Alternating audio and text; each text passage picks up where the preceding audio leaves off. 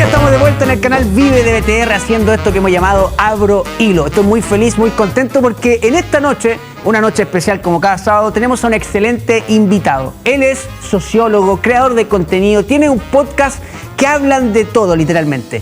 Política, análisis, blando, duro, la pasan bien.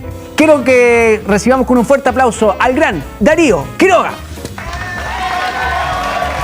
¿Cómo estás, Darío? Bienvenido. ¿Acá es Jimmy Fallon? ¿No? Exacto, aquí. Aquí mismo es. ¿Cómo estás? Muy bien, Darío. Oye, un gusto conocerte acá en este programa en persona. Te he visto en YouTube solamente. Oye, pero qué excelente este set. ¿Sí? ¿Te gusta? Maravilloso, espectacular. Deberían felicitar a quien lo haya conceptualizado. Sí, no le tiré tantos créditos porque después se quiebra. Ah, ya está bien. Sí, no, pero ahí gracias a todo el equipo que ha hecho posible este programa. Y también quiero agradecer que pueda estar acá con nosotros en este Abro Hilo, donde conversamos distendidamente, relajadamente. Y quiero contar un poco quién es Darío Quiroga, los que nos están viendo en la televisión. Sociólogo, especializado en asuntos sindicales. Estoy leyendo acá la biografía de la Cosa Nostra. Supongamos que sí. De la Cosa Nostra.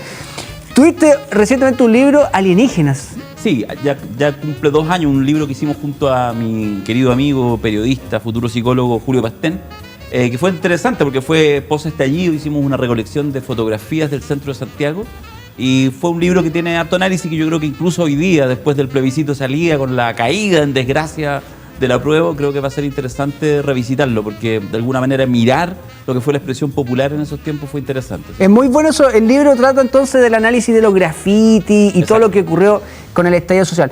Profesor, sociólogo y está ahora en este podcast La Cosa Nostra hace ya un tiempo. 3 años, vamos a cumplir ahora pronto. Un podcast muy, muy exitoso entre todos los que escuchan. Entre los lateros.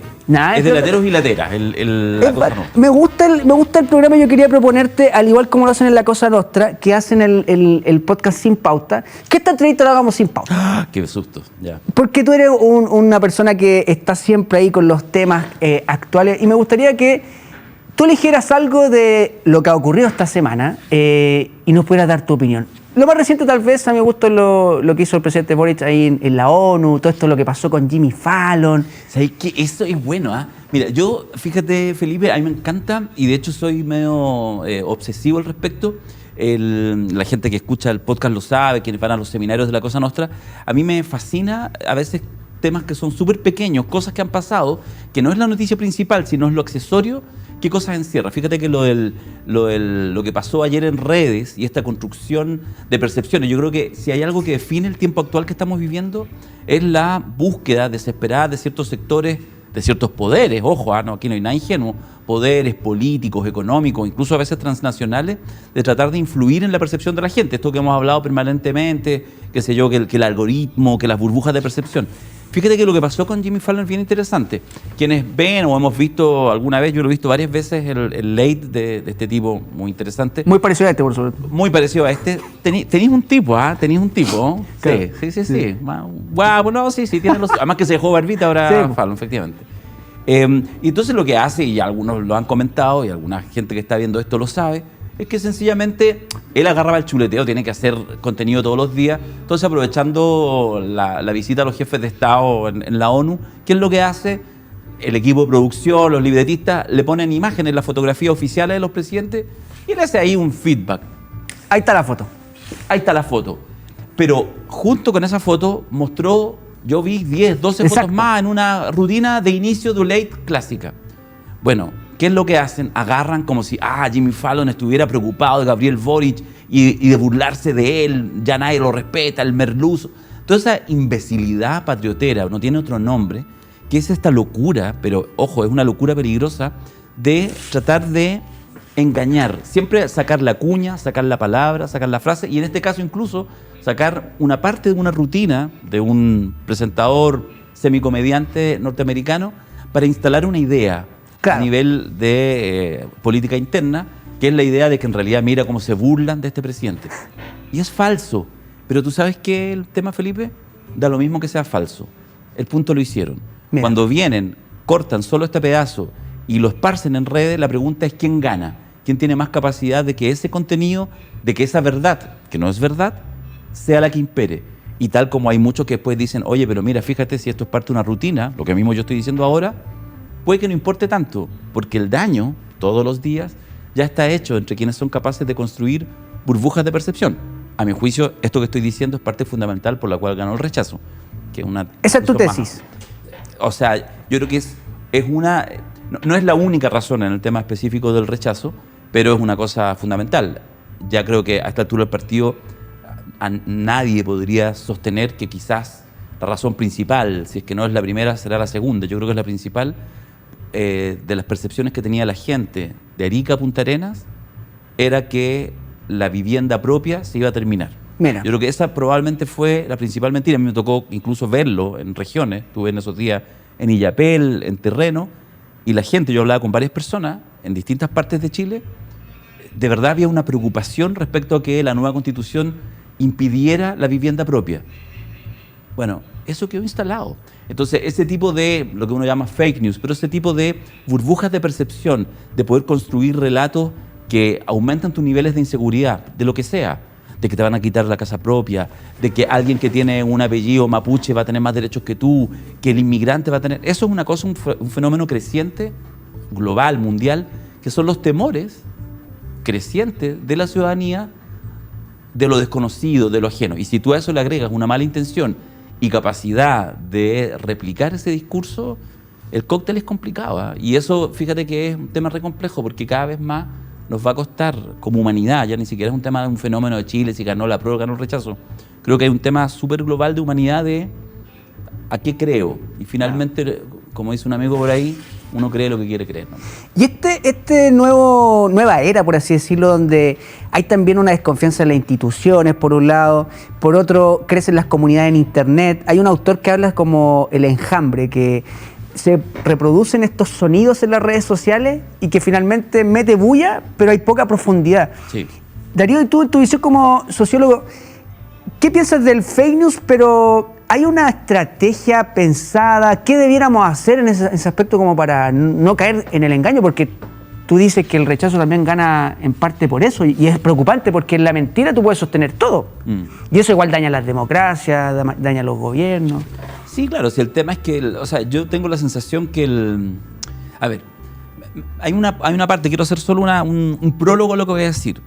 El que uno hable de las fake news, de la capacidad de la mentira instalarse en el debate público y determinar que, por ejemplo, a veces países enteros vayan hacia una idea o hacia otra, no debiera impedir un análisis profundo de los errores. Claro. En el fondo, quiero ser súper claro en eso. Creo que efectivamente todo el proceso constituyente estos últimos 3 años, desde el estallido social, el Acuerdo de la Paz y todo lo que termina el 4 de septiembre, creo que hay que analizarlo desde múltiples miradas, sino te quedas con un análisis tipo sabanitas cortas, en que entonces, la culpa la tienen las fake news y no te haces cargo de los errores propios. Yo creo que hay mucho paño que cortar, y me parece que además es una reflexión que debiera durar un buen tiempo para que las lecciones que uno saque de ahí sean buenas.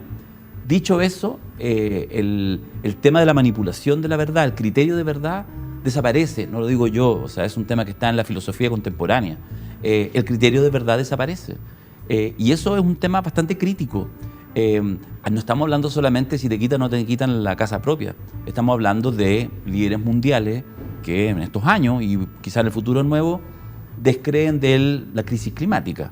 No hay calentamiento global, producto de acción humana. Bueno, esto que tú y yo nos podemos reír, bueno, eso es. Fíjate que circulaba hace un par de días atrás, de nuevo, en bocas de representantes de la República, diputados, senadores, etcétera, todo el tema, por ejemplo, de la ONU. Vamos a impedir que una diputada del Partido de la Gente, hace un par de días atrás, de Antofagasta, sale un video diciendo, sí, vamos a un nuevo proceso, que la gente decida, nosotros como PDG hemos hecho que la gente vote y no vamos a impedir que la ONU se meta en el proceso. La ONU, de nuevo. Entonces, es un tema, o sea, ¿cómo tú combates esa ignorancia? Es terrible, porque en el fondo, ¿sabéis por qué? Porque además yo creo que esto es una discusión, yo soy un tipo de izquierda, y lo digo porque eso yo creo que le pasa mucho al mundo de la izquierda. Bueno, y entonces empecemos a utilizar, dirán algunos, pensarán algunos, este tipo de estrategia. Entremos entonces nosotros también en una dinámica de fake news. Empecemos a aprovechar una cosita, una caída que hizo, qué sé yo, tal personero de derecha, para empezar a llenar y mentir.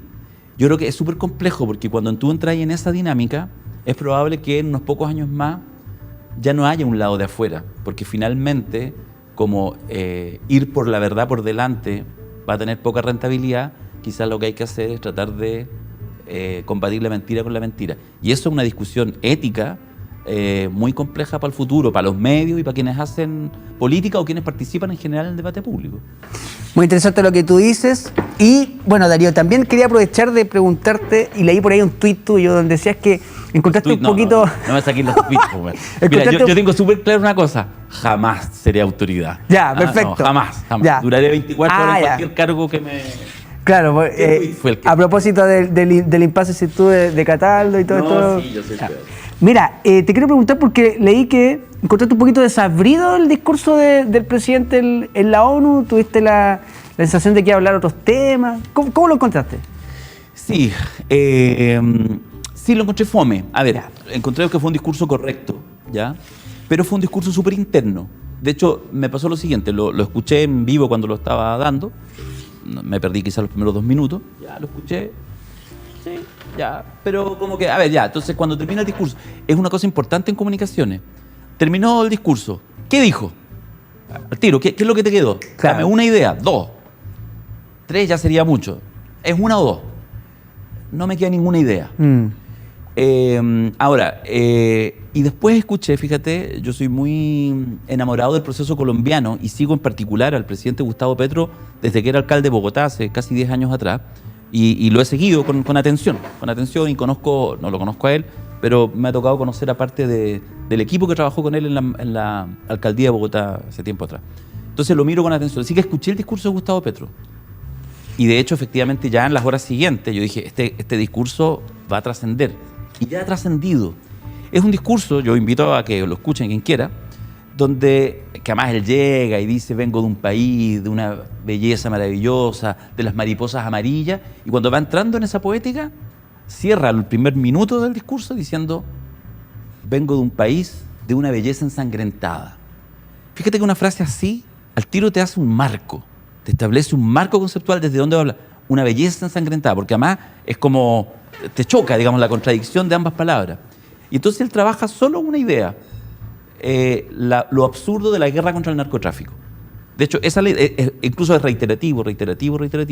Y con eso plantea algo que es lógico en un foro como ese que un presidente haga, poner un marco. Y en ese marco, en el fondo, él habla de los temas medioambientales, de los temas económicos, hace una crítica al primer mundo, sur versus norte, todo eso, pero a partir de la idea de la guerra contra el narcotráfico.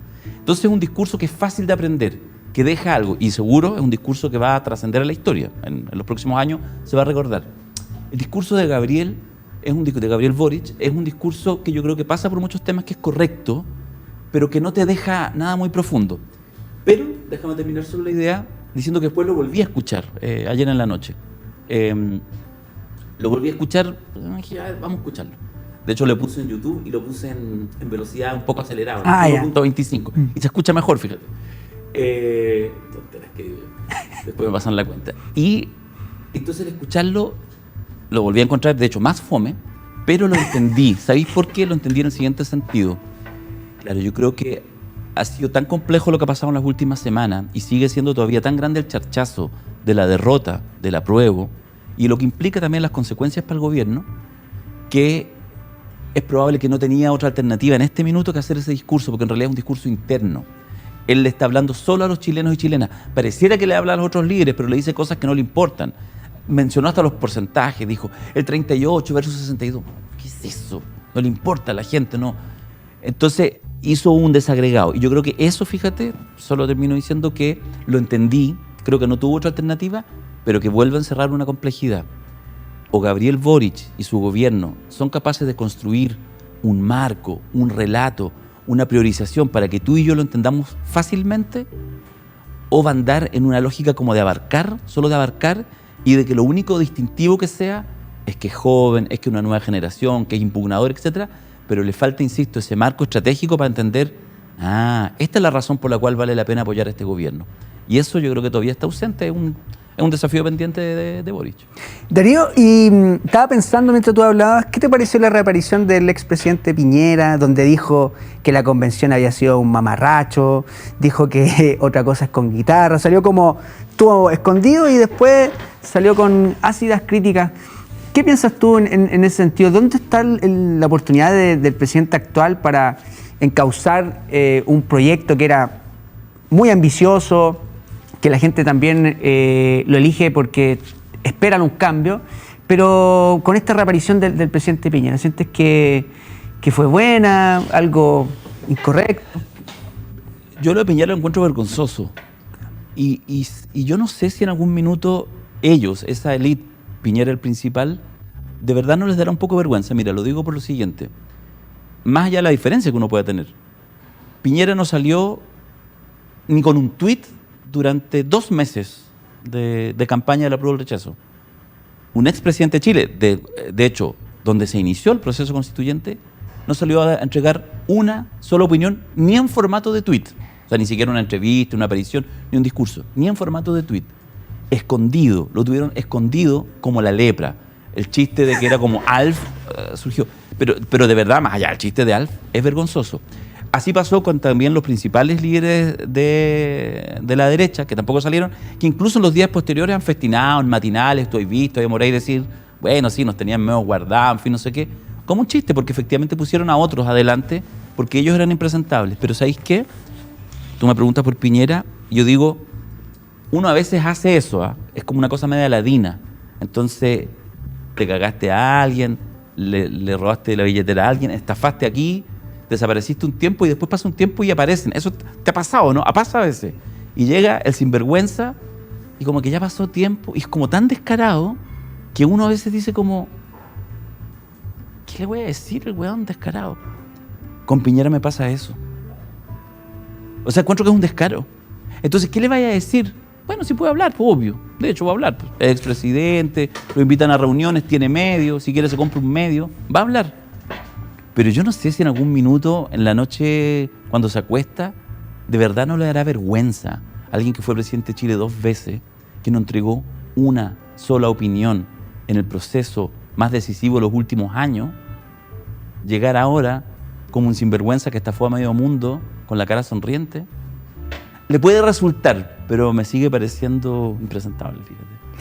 Darío, y en ese sentido, ¿qué pasa en Chile con todo esto lo que hemos vivido? Porque 3 años de estallido social, se van a cumplir 3 años del estallido social, la marcha multitudinaria, había como una claridad de las cosas que el país necesitaba. Bueno, el presidente lo habló en la ONU ahí un poco en su discurso. Después gana el rechazo de manera así, pero escandalosa. El otro día conversaba con una persona que me decía, nosotros pensamos que acá en esta localidad, en el campo, iba a ganar la prueba, porque siempre los pobres son más, pero fue muy... Bueno, tú hablaste del tema de los fake news, pero ¿qué pasa en Chile en términos de la atmósfera? Como que parece que la gente está como más tranquila con que ganó el rechazo, hay mucha confusión. ¿Hacia dónde vamos, sientes tú, en términos políticos? Sí, yo creo que tiene... Es loco, porque uno puede hacer una dimensión, depende cómo amanezca, si amaneció optimista o amaneció depresivo, y yo creo que las dos son válidas. Es parte de la complejidad del análisis, yo creo que de verdad que está difícil. Pero déjame caracterizar quizá una mirada un poco más optimista. Yo creo que cuando tú analizás y cuando tú mirás los últimos 10, 15 años de historia nacional, y tú vas viendo los avances que se han ido haciendo, hay avances que llegaron para quedarse. Y yo creo que si bien el estallido social y todo el proceso constituyente, porque esta es la contradicción, el estallido social es algo destituyente. El estallido social es que se pudra todo, que se mueran todos, que desaparezcan los políticos, que desaparezcan los empresarios, que desaparezca todo. Eso es el estallido, por eso es violento.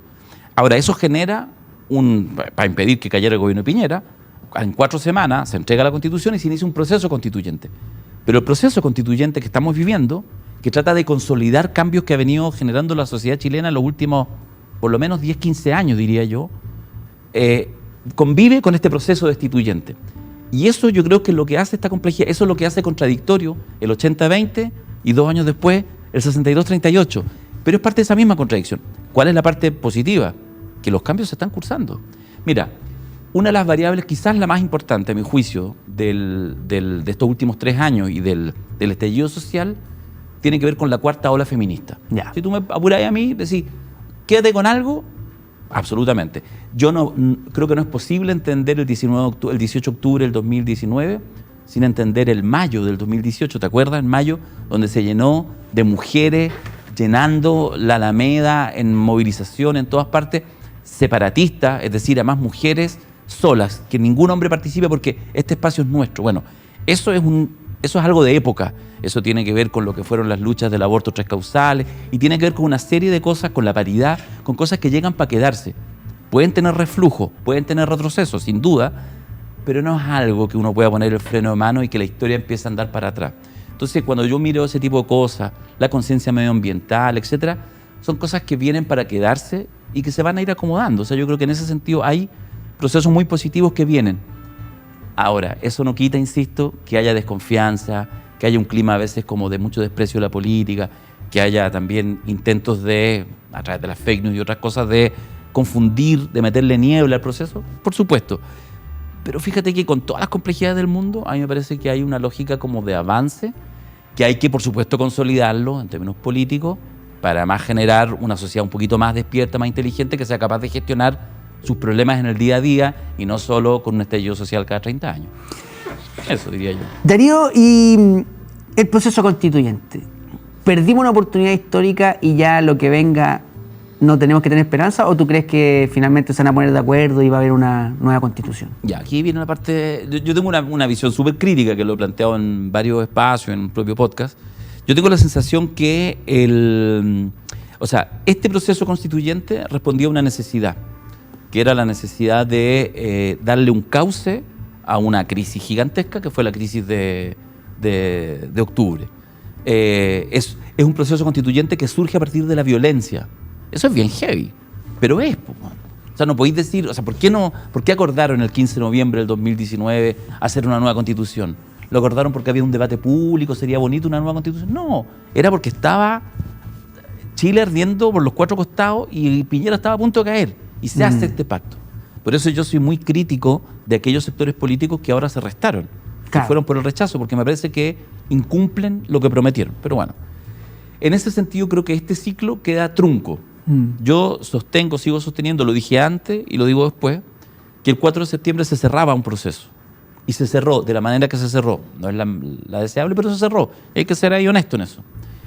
Las reformitas que van a hacer ahora el Congreso, a mí particularmente, creo que valen, quiero decir una ordinariedad en este set tan bonito, pero valen poco, porque no es que había en sí mismo una necesidad de reformas específicas, había la necesidad de abrir un nuevo ciclo para Chile. Y ese nuevo ciclo, en este momento, no se abrió institucionalmente. Eso yo creo que se cerró con el rechazo. Seguramente ahora va a haber algunas reformas que no van a quitar el malestar que sigue habiendo en la sociedad chilena, que en este minuto está más dormido, está más temeroso, estamos preocupados de la delincuencia, del alza de los precios, pero ahí hay un germen que desgraciadamente institucionalmente no logró ahora encontrar su cauce. Y entonces estas reformas no van a poder responder a la necesidad de cambio de constitución y por lo tanto yo creo que queda pendiente. Por supuesto prefiero que se hagan alguna reforma que no se hagan, indudable, pero eso está más bien en la cosa como el día a día de la política. Es como, creo más bien, para cerrar un poco esta idea, que creo que es importante que haya esfuerzos de los sectores políticos, del gobierno, lo que sea, de tratar de hacer política, de avanzar, de generar buenas políticas públicas, con esta constitución, con la otra, con la que sea, y ver si después en el futuro, quizás con una mayor madurez de lo que fue este proceso, no solo la constitución, de todo el proceso, quizás haya la posibilidad de construir nuevamente puentes, ojo, no solo entre la clase política, que es una élite, de izquierda, de centro, de derecha, es una élite que está por acá, sino un proceso político que de verdad interprete a los ciudadanos de pie, incluyendo ciudadanos que nunca van a escuchar ni a mí ni a nadie que haga análisis político porque lo encuentre una lata, porque está absolutamente en otra. Ese es el desafío. Incluyéndote a ti también, me imagino. Sí, absolutamente. Oye, Darío, quiero agradecerte por haber venido a Abro Hilo y se nos acaba el programa. Pasó muy rápido, valoro mucho todo lo que tú hoy día nos has hablado y quiero invitarte a abrir hilo en alguna temática, consejo, crítica, algo que sea de tu sello, así puro y duro en este programa. Chuta, a ver, temas quizá el tema número uno. Hablemos del tema número uno hoy en día, que es el tema de la seguridad y de la inseguridad. Mire, yo estoy enamorado, a propósito de lo que hablaba del presidente de Colombia, Gustavo Petro, y de hartas iniciativas que ha habido en Colombia en los últimos años. Estamos, de hecho, preparando algunas cosas, vamos a ver si salen en el futuro próximo. Petro Lover salió Darío, ¿no? Sí, pero con sus críticas. Ya. No, pero es que hay más, hay mucha experiencia en Colombia al respecto. Deja salirme de Petro, que es de Bogotá, deja irme a Medellín, por ejemplo. En Medellín, en 30 años, desde el año 91 hasta ahora, han hecho un proceso muy potente. Era la ciudad más insegura del mundo, hace 30 años atrás, cosa de ver nomás El Patrón del Mal y cosas por el estilo, y narcos y todo, y lograron salir de ese lugar. Eso lo digo cuando nosotros entramos aquí en Chile en esta angustia de la inseguridad, la sensación de inseguridad, hay maneras de salir de ello. Y fíjate que esas maneras no tienen tanto que ver con más militares, con más policías, con más cámaras, tienen que ver con estrategias comunitarias. Perfecto. Estrategias comunitarias que implican estados, gobiernos, municipios fuertes que inviertan logrando algo que parece medio absurdo a esta altura del partido, y es que los ciudadanos y ciudadanas, en vez de seguirse enrejando para generar una falsa sensación de seguridad, más bien saquen las rejas, salgan a la calle, caminen las ciudades, se apropien de sus barrios, de sus parques, de sus plazas, y esa es, pero hay tanta evidencia demostrada, que es la mejor manera de ganarle el combate a la delincuencia y volver a recuperar una seguridad que algunos parece que prefieren que nosotros tengamos perdida. Así que mi hilo tiene que ver con empezar a mirar más las estrategias comunitarias y de convivencia para derrotar esta sensación de inseguridad terrible que tenemos. Espectaculares, Darío Quiroga, acá en Abro Hilo, y quiero agradecerte para todos los que han disfrutado su opinión. Pueden escucharlo ahí en el podcast La Cosa Nostra, en Spotify, ¿cierto? Disponible. Está en todas las plataformas, también en YouTube pueden encontrar a Darío con su análisis y su canal de Twitter. Siempre hay buenos tweets. No sé. Muchas gracias, Darío, por haber venido al programa. Nosotros nos reencontramos el próximo sábado a las 11 de la noche. Esto es Abro Hilo y nos vemos pronto.